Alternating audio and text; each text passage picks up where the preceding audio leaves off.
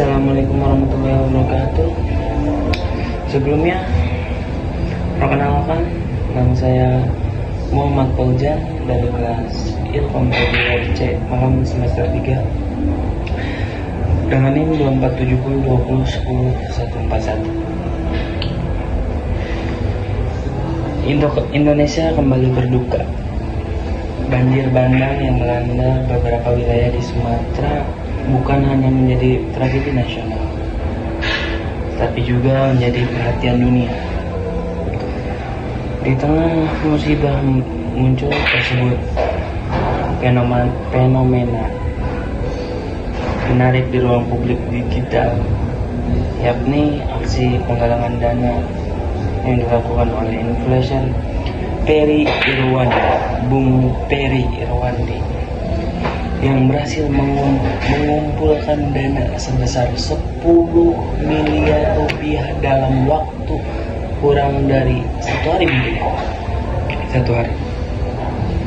Aksi ini menuai beberapa reaksi. Di satu sisi, banyak masyarakat memberikan apresiasi karena bantuan dapat tersedia dengan cepat. Namun di sisi lain muncul kritik dan sebagian elit politik. Sementara Wakil Presiden Republik Indonesia Gibran Rakabuming Raka mendukung apa yang dilakukan oleh Peri Irwandi terhadap gerakan tersebut. Fenomena ini menjadi menarik untuk dikaji dan dari perspektif komunikasi massa dan media baru. Dalam teori komunikasi massa, media arus utama seperti televisi, radio, dan surat kabar bersifat satu arah. Publik hanya menjadi audiens pasif, namun di era media baru, relasi ini berubah. Media sosial, mungkin individu termasuk influencer, menjadi komunikator sekaligus opini leader. Mereka mampu membentuk agenda publik secara cepat, bahkan menyaingi media konvensional dan lembaga negara. Dalam konteks ini, aksi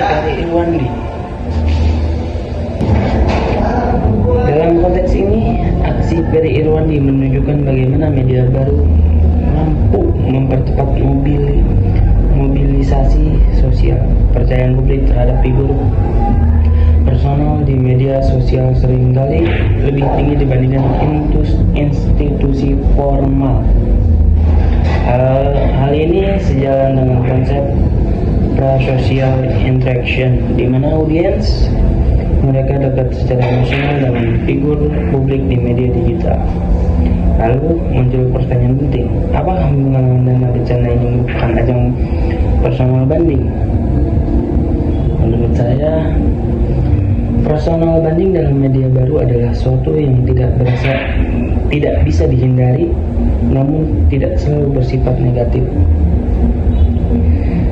Dalam komunikasi digital, setiap aktivitas publik yang dilakukan secara terbuka pasti membangun citra. Namun, yang menjadi pembeda adalah niat transparansi dan dampak sosialnya.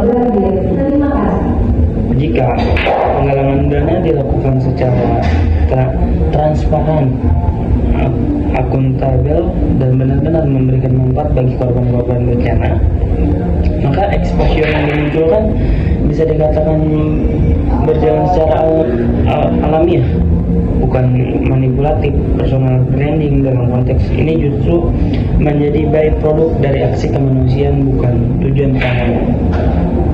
Di sisi lain, kritik dari sebagian anggota DPR menunjukkan adanya kontestasi wacana di ruang publik. Media baru telah menggeser dominasi negara sebagai aktor tunggal dalam komunikasi publik. Influencer kini memiliki daya pengaruh yang besar, bahkan dalam isu-isu kemanusiaan dan kebijakan publik.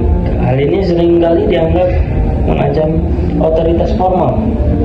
Namun, dukungan Presiden menunjukkan sudut pandang yang lebih adaptif terhadap perubahan zaman. Negara tidak harus selalu menjadi aktor utama, tetapi bisa berperan sebagai fasilitator dan pengawas agar gerakan sosial digital tetap berjalan secara sehat. Dari perspektif media baru, fenomena ini dapat dilihat sebagai gagasan kritis dan membangun peradaban kemasyarakatan baru. Masyarakat kini tidak lagi hanya menunggu negara, tetapi bergerak secara kolektif melalui jaringan digital. Solidaritas tidak lagi dibatasi oleh ruang dan waktu. Namun demikian juga kita perlu bersikap kritis. Media sosial rawan terhadap pencitraan semu, manipulasi emosi, dan kurangnya akuntabilitas. Oleh karena itu, literasi digital menjadi kunci agar masyarakat dapat membedakan antara aksi kemanusiaan yang tulus yang hanya berorientasi pada popularitas. Sebagai penutup, saya Muhammad Bojan mengatakan bencana di era media baru bisa menjadi personal branding, bisa juga secara alamiah, dan bahkan bisa menjadi gerakan kritis menuju masyarakat yang lebih partisipatif. Tergantung pada bagaimana aksi tersebut dijalankan dan dipertanggungjawabkan. Yang penting bukan siapa yang paling viral, tetapi seberapa besar dampak nyata yang dirasakan oleh para korban bencana. Begitulah. Semangat untuk memberi lagi. Salam Indonesia Emas 2045. Waalaikumsalam warahmatullahi wabarakatuh.